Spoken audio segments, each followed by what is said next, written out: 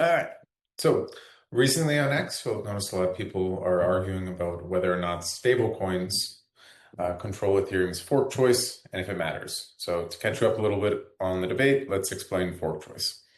To simplify a chain, let's just assume it's a database and we'll take turns updating it. So if we all agree on an update, like say a list of transactions, we accept the changes and move on.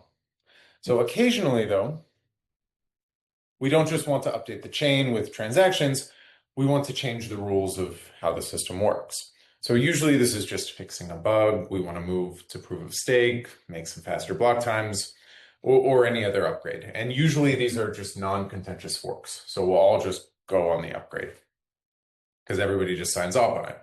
But every once in a while, someone disagrees and doesn't think we should do an upgrade.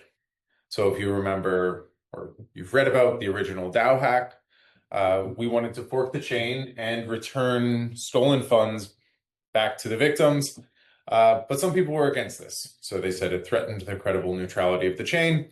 And this was what is now Ethereum Classic. They didn't want to fork. So some of us went to this chain and some of us stayed on Ethereum Classic.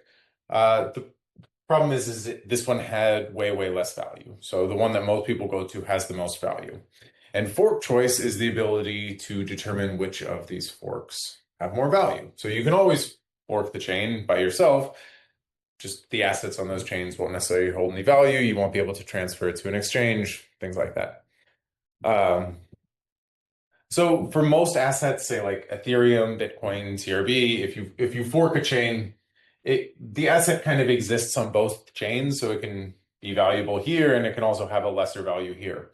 But for off-chain assets, so real-world assets, stablecoins, they actually only have $1 in a bank account. So they get to decide, okay, which token on which chain gets to redeem that dollar.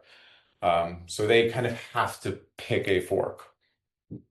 So, if Circle chooses the upgrade side and all of the smart contracts have USDC in them, they're kind of wrecked over on this chain because USDC is worthless. You can't redeem it for $1. So basically, if we have too many lending pools, too many dexes that use USDC as a pair, Circle can essentially pick which chain we get to go to. Now, the reason that we actually care is that if the US government went to Circle and said, fork the chain or else, you're going to go to jail, they would probably, could they do it? Would they do it? And this was actually an issue. So the fork choice debate was a little bit alive last year. We were talking about liquid staking tokens.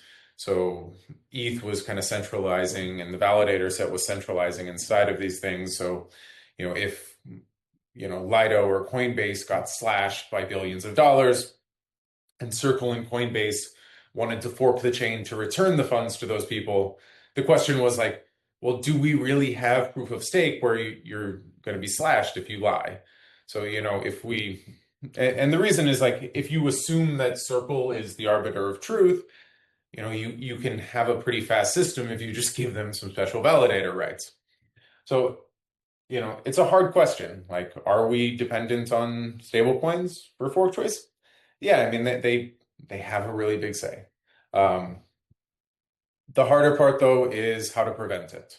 So if you want to be a credibly neutral chain, can you be credibly neutral towards things that threaten your neutrality? Don't know if the space is really ready to answer that, but this should catch you up on the debate.